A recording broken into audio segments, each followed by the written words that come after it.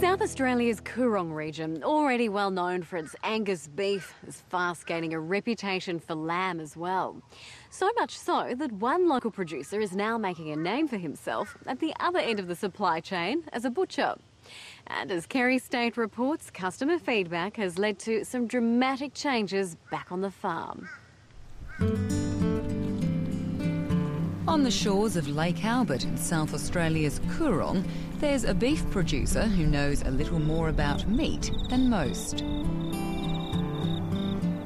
Richard Gunner has been on a decade-long journey that has literally taken him from paddock to plate. 10 years ago, I'd worked down here at Meningie every day, checking the waters, marking, weaning, putting the bulls out, taking the bulls in, all those sort of pretty standard jobs, but sort of always had a little mind ticking in the back of what more could there be. While keeping his family's Black Angus cattle well fed may have been a priority back then, these days Mr Gunner is focused on what consumers at the end of the food supply chain are eating.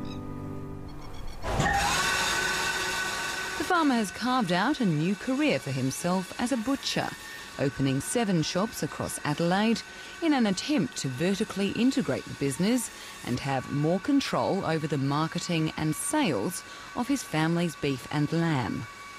I think there's a stock standard of anyone that's in any industry that doesn't really understand the other parts of their chain, that sees that those other buggers are making all the money out of what you're doing, so you're doing all the hard work and someone else is reaping all the profit, and that view, which I probably don't quite see as being correct these days, but that was a driver at the time.